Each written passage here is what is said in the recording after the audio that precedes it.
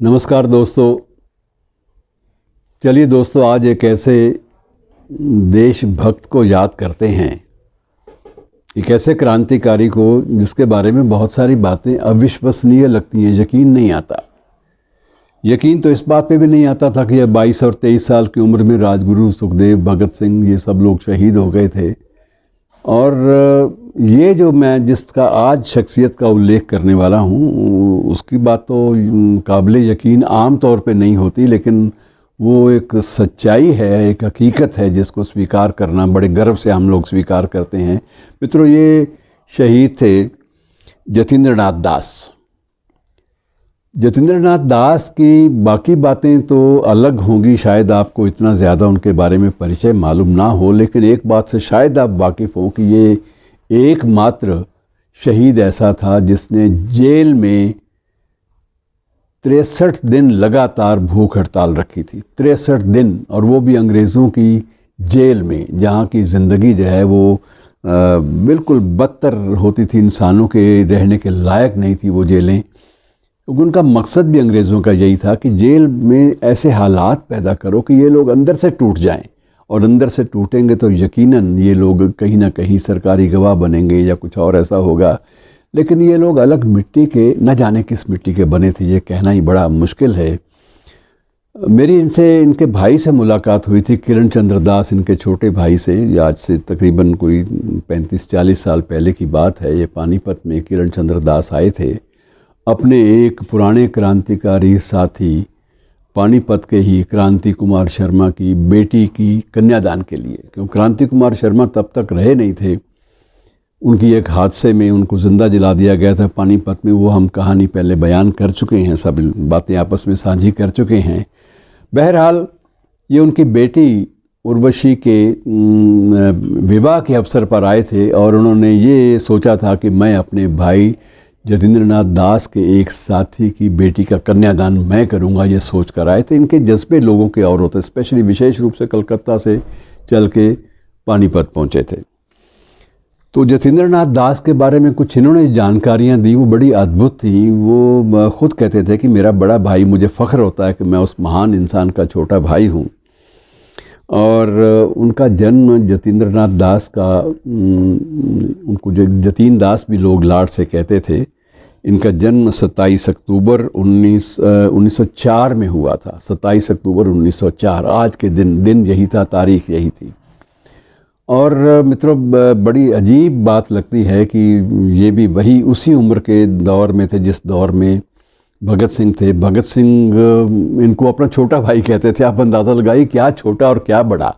तो ये उम्र में भगत सिंह से भी थोड़े से छोटे थे, साल 6 महीने छोटे होंगे। जो भी इनका फ़र्क होगा उम्र का, मुझे सही अंदाज़ा नहीं है, लेकिन अपने भगत सिंह को ये बड़ा भाई मानते थे, और उसे पंजाबी, ठेठ पंजाबी में उसे वीर कह लेते थे, कि वीर कह लेते थे। और बोलते तो नहीं थे पंजाबी, लेकिन वीर कह लेते थे फ़ख्र से। और जो इन्होंने लोगों ने मिलकर जो हिंदुस्तान रिपब्लिकन जो इन्होंने आर्मी बनाई थी, और आज़ाद नौजवान सभा, बाद में उसका नाम ये भी पड़ा, तो ये सारी के सारी बनाने वालों में जतींद्र नाथ दास का मुख्य योगदान था, मुख्य भूमिका थी। और इनके ज़िम्मे काम एक ये होता था कि क्रांतिकारी जो हैं वारदात जहाँ भी करेंगे, उसके लिए बम बनाने का काम 2 आदमियों के ज़िम्मे होता था, या तो जतींद्र नाथ दास के साथ या भगवती चरण वोरा के पास। और इनके ज़िम्मे एक, क्योंकि इनको ये भी साइंस के स्टूडेंट रहे थे, तो इनके ज़िम्मे ये था कि ये आगरा में छोटी सी एक फैक्ट्री बनाएंगे जहाँ बम बनाकर ये क्रांतिकारियों को दिया करेंगे। और भगवती चरण के ज़िम्मे होता था इधर लाहौर के आसपास कहीं कोई एक अड्डा गुप्त इनका स्थान था, जहाँ वो भी बम अपने तैयार किया करते थे। और हुआ ये कि जब दिल्ली में सेंट्रल असेंबली में B.K. दत्त, बटकेश्वर दत्त और भगत सिंह की ड्यूटी लगी कि ये असेंबली में, सेंट्रल असेंबली में बम फेंकेंगे, तो उस बम की विशेष रूप से तैयारी के लिए आगरा में एक छोटी सी जगह चुनी गई, और जतींद्र नाथ दास को बुलाया गया कि आप आओ दादा, आप यहाँ पर आकर बैठकर बम बनाओ हमारे सब के लिए। तो कई बम बनाए जाते थे, बहुत सारे, और उसमें से 4 बम इन लोगों ने लिए थे, अपने झोले में डाले थे कि जो ज़रूरत पड़ेगी जिसका इस्तेमाल, अगर एक बम नहीं फटता, कोई ऐसी बात हो जाती है तो हम दूसरा इस्तेमाल करेंगे। और कोशिश ये थी कि बम ऐसा हो जिसकी आवाज़ ज़्यादा हो, लेकिन उसका मकसद ये नहीं था कि किसी को मारना, हत्या करना मकसद नहीं था, सिर्फ एक धुआं फैले और आवाज़ ज़्यादा हो।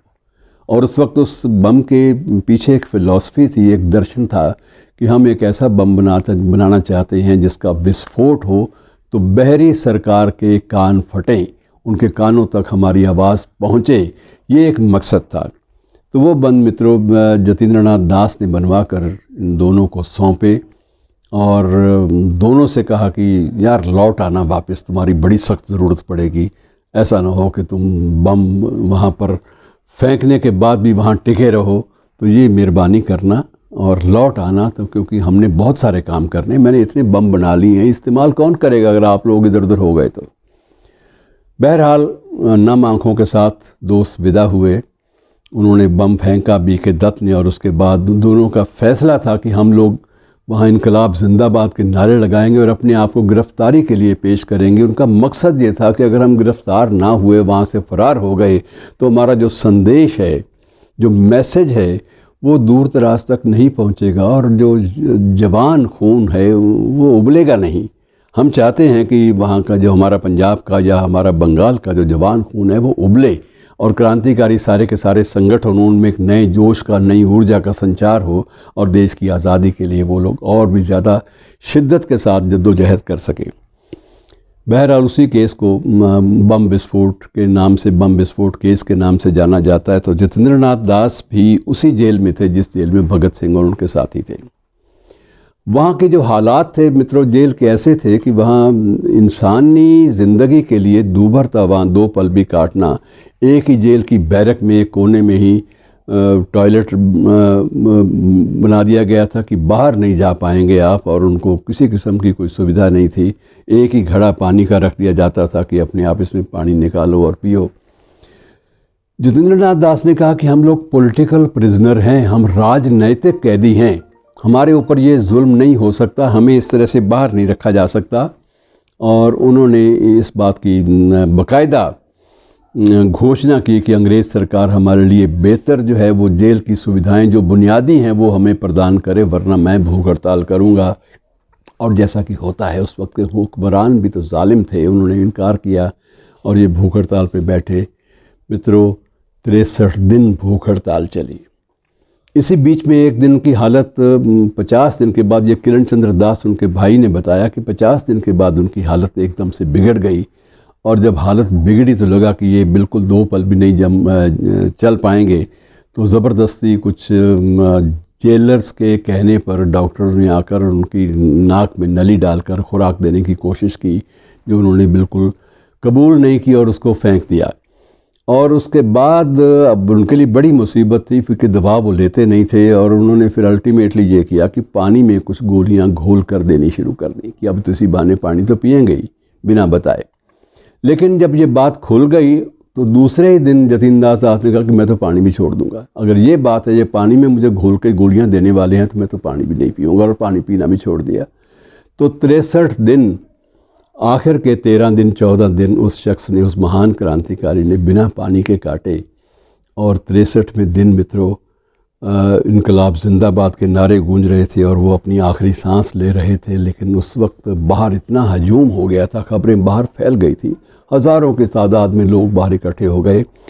उस वक्त दिन का वक्त था और ये फ़ैसला किया गया, हुकूमत ने, उस वक्त के जो अहलकार थे उन्होंने भी फ़ैसला किया गया, जेल के स्टाफ ने भी, जेल के सुबर्डेंट ने भी सरकार से इजाज़त मांगी कि इसको जल्दी से जल्दी यहाँ से इसके घर ले जाने की इजाज़त दे दी जाए, वरना ये यहाँ रहा तो यहाँ दंगे फसाद, इसका शव यहाँ पड़ा रहा तो दंगे फसाद होंगे। और उसके शव को रेल के द्वारा कलकत्ता ले जाने की व्यवस्था सरकार मान गई। और मित्रों किरण चंद्र दास ने भी बताया, और ऐतिहासिक जो संदर्भ ग्रंथ है वो भी इस बात की गवाही देते हैं कि कलकत्ता में जब इनकी अंतिम जो यात्रा थी वो आरंभ हुई, तो मित्रों अंदाज़ा लगा सकते हैं उनके जो उन दिनों के जो अखबार थे उन्होंने भी इस बात की गवाही दी कि लगभग 5 लाख लोग उस वक्त उस माहौल में इनके शव के पीछे चल रहे थे और अमर शहीद को इनकलाब जिंदाबाद के नारे लगाते हुए अपनी अंतिम श्रद्धांजलि दे रहे थे। तो ये मित्रों, हम आज अगर आज़ाद हवा में सांस ले रहे हैं तो वो सिर्फ़ इन लोगों की बदौलत, जिन्होंने ज़िंदगी और जान को कभी भी महत्व नहीं दिया, अपने आज़ादी के लिए जो संकल्प थे उनको महत्व दिया, बाकी दीगर सारी बातें भूल गए और बुनियादी अधिकारों के लिए वो लड़ते रहे। ये ठीक है कि उस बलिदान के बाद जेलों में कुछ सुविधाएं बढ़ा दी गई, लेकिन उसके लिए इनका जो बलिदान था वो एक ऐतिहासिक एक घटना बन गई, जिसका जिक्र क्रांतिकारियों के इतिहास में आज भी होता है। शुक्रिया दोस्तों, ऐसी शख्सियत को नमन कीजिएगा आप भी और मैं भी। शुक्रिया।